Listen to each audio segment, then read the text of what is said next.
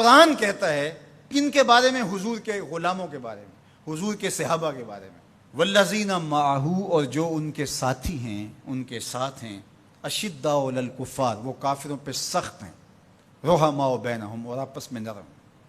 قرآن تو یہ کہتا ہے کہ ان کی سختی کفار کے لیے تھی، اور کفار کے کلیجے چیر کے رکھ دیے اور آگے بڑھ گئے، اور تاخت و تاراج کر کے رکھ دیا دنیا کی سپر طاقتوں کو، اسلام کے جھنڈے دنیا کے کونے کونے پہ گاڑ دیے۔ یہ ان کے سینے میں وہ امڑتے ہوئے طوفان تھے جس کے آگے کوئی ٹھہر نہیں سکتا تھا۔ بدر کی کہانیاں دیکھیں، صرف 2 گھوڑے، 6 زرہیں، 8 تلواریں، اور جن کے پاس تلوار نہیں تھی کھجور کے ڈنڈے توڑ لیے۔ یہ اللہ کے مجاہد تھے، چلے تھے جنگ کرنے کو۔ کیا جذبوں کی فراوانی تھی، کیا دل آویز کہانیاں ہیں ان کی عزتوں کی، کیسے کھڑے ہوئے، کس شان سے کھڑے ہوئے۔ تو قرآن تو یہ بتاتا ہے، سید کی کتب تو یہ بتاتی ہیں، رسول اللہ کے فرمان تو یہ بتاتے ہیں کہ کفار کو انہوں نے چیر کے رکھ دیا اور آگے بڑھے، اور کفار کے لیے سخت تھے لیکن آپس میں نرم تھے۔ اب عبداللہ ابن سبا کے متبعین کی گھڑی ہوئی لولی لنگڑی روایات یہ بتاتی ہیں کہ یہ آپس میں لڑ رہے تھے۔ تو مجھے بتائیں، ہمارے نظریے کے لیے جو دلیل چاہیے وہ قرآن اور حدیث سے لیں گے یا عبداللہ ابن سبا کے متبعین کی گھڑی ہوئی روایات سے لیں گے؟ تو قرآن تو یہ بتاتا ہے رحماء بینہم، یہ آپس میں نرم دل تھے۔ باقی ایک باشعور معاشرے کے اندر اختلاف رائے ہو جانا وہ ایک الگ بات ہے، وہ میرا آپ سے ہو سکتا ہے، آپ کا میرے سے ہو سکتا ہے۔ آپ جتنی دور سے چل کے آئے ہیں، محبتوں کے ساتھ آئے ہیں، ایک محبت لے کر آئے ہیں، لیکن میری کسی بات سے آپ کو اختلاف ہو جائے تو اس کا یہ مطلب تو نہیں کہ میں آپ کو اپنے مخالفین کی فہرست میں شامل کر دوں۔ تو یہ تو کوئی بات نہیں ہے۔ اہل رائے کے درمیان رائے کا اختلاف، باشعور لوگوں کے درمیان کسی چیز کا اختلاف، یہ امر آخر ہے۔ اختلاف آخر اور چیز ہے، مخالفت اور چیز ہے، رائے کا اختلاف اور چیز ہے، حسد بغض کینہ اور چیز ہے۔ تو قرآن نے جو بتایا ہے رحماء بینہم، یہ آپس میں نرم دل تھے، آپس میں بھی ان کی محبت تھی، اور اہل بیت کے ساتھ ان کا جو ربط و رشتہ تھا وہ عقیدت کا تھا، گہرا تھا، مضبوط تھا۔ یہ آپس میں ہر وقت جو تاریخی کہانیاں بتاتی ہیں کہ دست و گریبان رہتے تھے، ایسا قطعاً نہیں ہے، بلکہ ان کی پیار کی کہانیاں ہیں۔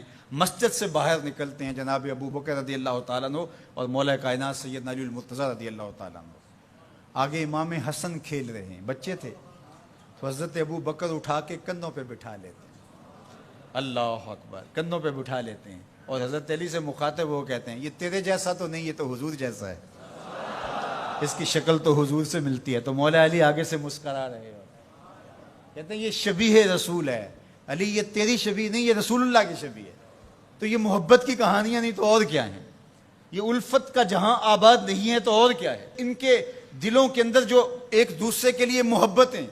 ریاض النظرہ فی مناقب عشرہ مبشرہ میں یہ واقعہ لکھا ہے، حضرت سیدنا علی المرتضیٰ رضی اللہ تعالیٰ عنہ فرماتے ہیں حضرت عمر کا دور خلافت تھا، میں رات کو سویا تو خواب دیکھتا ہوں۔ خواب میں کیا دیکھا کہ مصلی پہ کھڑے ہیں مسجد نبوی میں حضور اور نماز پڑھا رہے ہیں۔ تو کہتے ہیں حضور نے 2 مخصوص صورتیں پڑھی، پھر حضور نے سلام پھیرا، تو سلام جب حضور پھیرتے تھے تو بہت جلد رخ پلٹ کے صحابہ کی طرف کر لیتے تھے۔ حضور جانتے تھے صحابہ میری زیارت کے لیے ترس گئے ہوں گے، چونکہ اتنے لمحے بھی کب گزرتے تھے۔ تو حضرت علی فرماتے میں نے خواب میں دیکھا کہ کوئی خاتون باکورہ لے کے کھجوروں کی شکل میں حضور کی خدمت میں حاضر ہو گئے۔ اب جو جتنے بھی نمازی تھے حضور نے ان کو بانٹنا شروع کر دیا، ایک ایک کھجور حضور نے سب کو عطا کی۔ تو کہتے ہیں کہ حضور نے مجھے بھی ایک کھجور عطا کی، جب میں نے اس کو کھایا تو اتنی لذیذ تھی کہ زندگی میں اتنا مزہ کبھی کھجور کا آیا نہیں تھا۔ حضور نے مجھے ایک دی، باقیوں کو بھی ایک ایک عطا کی۔ میرے دل میں تھا کہ حضور سے عرض کروں حضور مجھے ایک اور عطا کر دے، لیکن ادب حیا مانے رہا، میں آرزو رکھنے کے باوجود دوسری کھجور مانگ نہیں سکا۔ اسی اثناء میں میری آنکھ کھل گئی، آنکھ کھلی تو کھجور کا ذائقہ میرے منہ میں موجود تھا۔ مسجد نبوی میں ادھر اذان ہو رہی ہے، میں نے جلدی سے وضو کیا اور سنتیں پڑھی اور مسجد نبوی میں پہنچا تو حضرت عمر نماز پڑھا رہے تھے، اور جو صورتیں رات خواب میں حضور سے میں نے سنی تھی حضرت عمر بھی وہی تلاوت کر رہے تھے۔ مجھے لگا کہ رات والے خواب کی کوئی تعبیر تو نہیں ہے۔ خیر جب سلام پھرا تو حضور کے طریقے کے مطابق وہ بھی رخ پھیر کے صحابہ کی طرف بیٹھ گئے. میں نے دیکھا ایک طرف سے ایک خاتون کھجوریں لے کر کے بھی آ گئی. اب مجھے پکا ہو گیا کہ خواب کی تعبیر ہی ملے. خیر حضرت عمر بانٹنے لگے تو مجھے بھی کھجور دی. میں نے وہ کھائی تو واقعی وہ بہت لذیذ تھی. حضور سے تو مانگ نہیں سکا تھا, ادب حیا مانے رہا تھا, لیکن جناب عمر سے تو دوستانہ تھا. ان سے میں نے بے تکلف کہہ دیا, عمر ایک کھجور سے کام نہیں چلے گا, مجھے ایک اور دو. تو جناب عمر نے میری جانب مانا خیز نظروں سے دیکھا اور پھر مسکرا کے بولے, حضور نے دی تھی کہ میں بھی دوں. ان کی تو آپس میں دوستیوں کا تعلق تھا, ان کی تو محبتوں کے رشتے تھے, اور ہم ان کو آپس میں کھڑا کیا ہوا ہے. تو قرآن کہتا ہے روحا ماؤ بینہم. آپ کے عقیدے کی بنیاد کیا ہونی چاہیے صحابہ اور اہل بیت کے بارے میں؟ قرآن کی نص سے روحا ماؤ بینہم.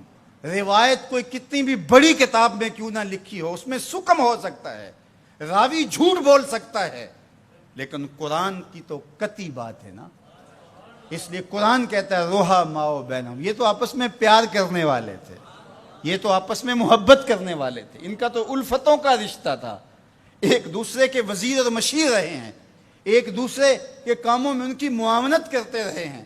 یہ تو محبت کے ربط اور رشتے رکھتے تھے, اور ایک دوسرے سے پیار کا رشتہ بڑا گوڑا تھا. اللہ ہمیں صحابہ اور اہل بیت کی چوکھٹ کا غلام رکھے.